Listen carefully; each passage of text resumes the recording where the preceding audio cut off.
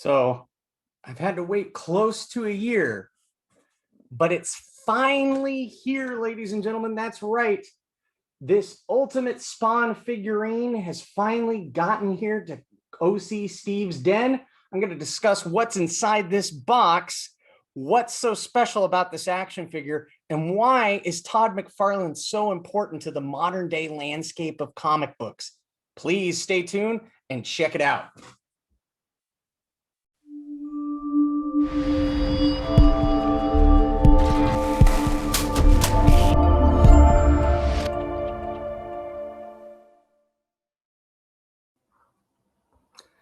Hey everybody, it is OC Steve once again. Thanks for tuning into the channel. So I just wanted to provide a little bit of background of why Todd McFarlane is kind of a renaissance man in this modern day age of comic books. He got his start very humbly, just starting doing cover art right here, as you can see on Batman.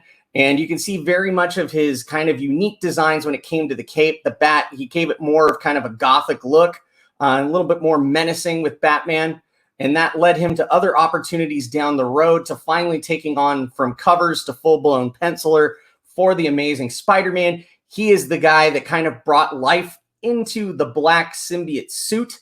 He is also known for coining the term, or at least to the dismay of his editor, the spaghetti webbing. As you can see here, this really intricate webbing, just taking Spider-Man into the modern age in the 1980s. It was pretty much drawn the same for close to 20 years. That John Romita's style was pretty stagnant. So Todd came in to give it a breath of fresh air, to the dismay of many people at Marvel. His editors constantly giving him notes and criticisms, but you know, the books kept selling, so obviously he must have been doing something right. So also his claim to fame at Marvel Comic Books is being the visual father, if you will, of Venom. Eddie Brock took the black symbiote himself and became the arch nemesis of Spider-Man, ultimately to become an anti-hero that led down the line to a movie that starred Tom Hardy and is getting a sequel over at Sony Pictures. So from there, Todd decided to invest in himself. They kind of hit a plateau. They weren't making so much money at Marvel Comic Books in the late 80s.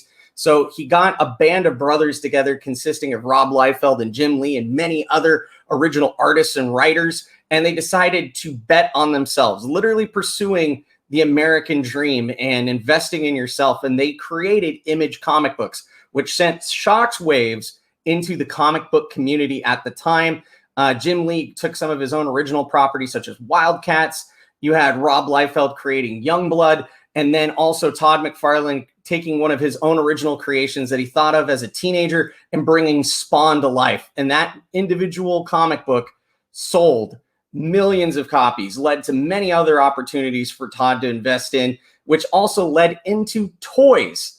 Originally, it was called Todd's Toys. He didn't like the look of the action figures that were sitting there. And if he was going to bring Spawn to the market, why don't you just do it yourself? He already had that self mentality of being a parent, if you will, or a father figure at Image Comic Books. So he created Todd's Toys, made toys that he wanted to see the way how he wanted them done, and put to market for him, for his fans, to have the best action figure available. And that led to many iterations. It's advanced just beyond Spawn itself.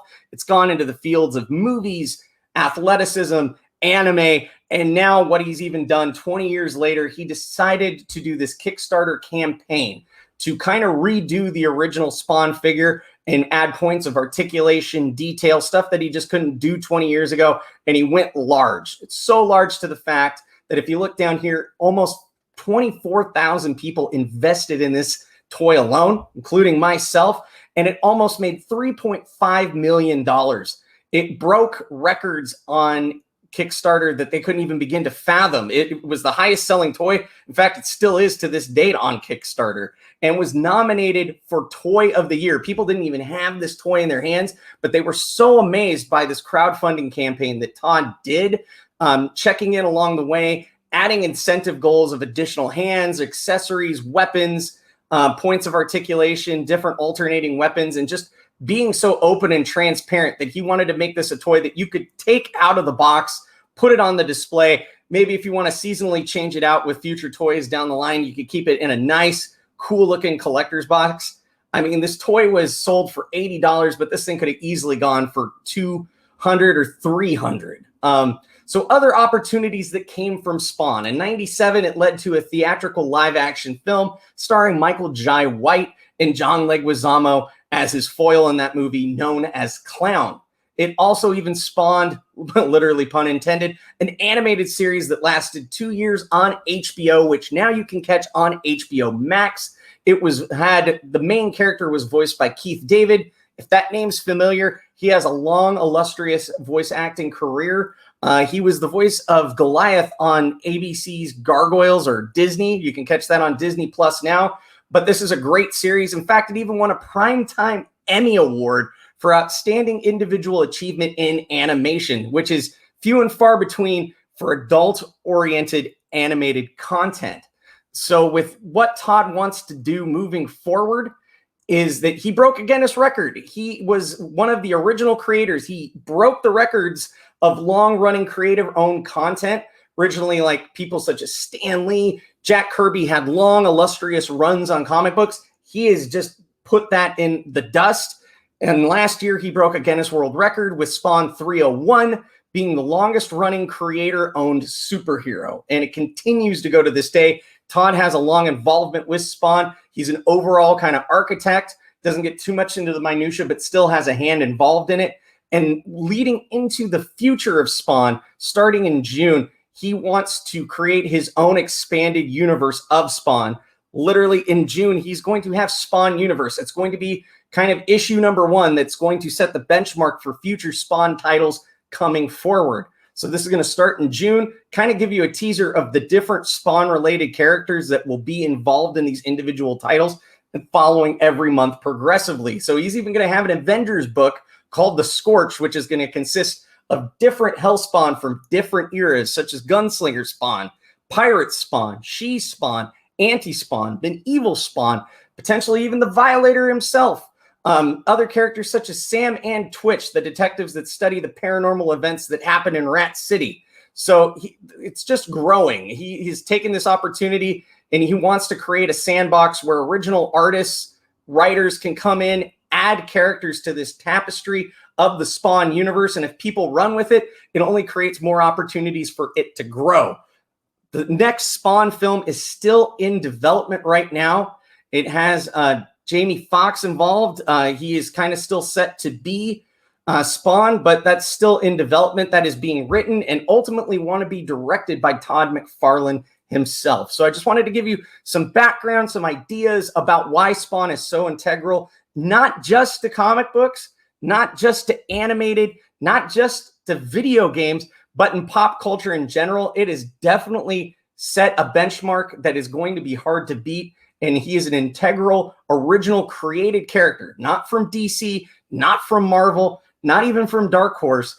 He's independently made, independently owned, and helping being pandemic proof by still being one of the highest selling comic books right now. Okay, so that was the outer box that I just removed when I did the introductory to this video. Inside that, there were these little spacers, like cushion absorbers for this smaller box that's inside of it, that still is beyond covered in packaging with all the McFarlane Toys packaging tape. So, got my handy dandy Swiss Army knife. I am an Eagle Scout, but be careful with sharp implements because they can either ruin your collectibles or give you a nice little nick. So, needless to say, let's open this up.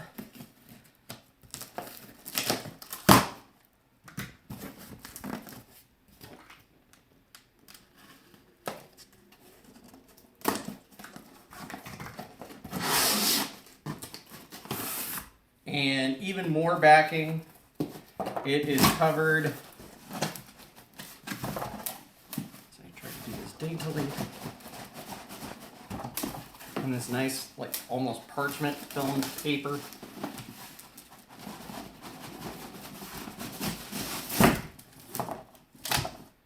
And the Spawn that I ordered is the original Spawn. So we will get this out of here.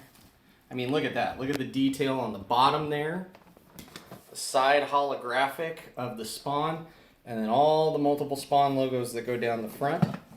So that's just its cover jacket. You take that off. And then on the inside is even a larger embossed logo with Spawn on it. Oh, isn't that a nice little sound there? That little nice little pop. Comes with the certificate of authenticity that you supported this Kickstarter campaign by good old Uncle Todd himself. It has a breakdown of every nook and cranny of every item that you're going to receive, and all of the stretch goal additions that went along the way when more people backed this campaign. Keep in mind, this was Toy Fair's Toy of the Year. This toy alone was crowdfunded by fans for fans and sold over almost $3.5 million. So as we open the jacket, look at this. This is just the outer casing. You can see inside some additional accessories. It obviously comes with the sword. It comes with an additional head. It comes with some ectoplasmic blasts. Comes with a nice little dagger that was a nice little bonus. So that's initially what's in store. You can probably see a lot more. I obviously want to keep it in as best condition as I can, so I'm not going to start breaking this thing apart to its finer pieces, because this is nice. Easily, this was a toy that I got with shipping for about $80, and I could see if I went to a convention or a Comic-Con how this could easily retail for almost 2.5 times its value. I think some people on eBay as of right now are selling this toy for close to $3.5 or easily like over $300, especially if you got the one that is autographed by Uncle Todd himself, and it came with a nice little plaque. So the next line, he's going to continue this Kickstarter campaign. The next one, I believe he said, is going to be Medieval Spawn, because he wants to try something original. He wants to add more metal pieces in place of plastic to really accentuate that medieval armor look. So that's the toy for now. Let me know what you thought, and we'll keep the discussion going, and thanks for watching the video.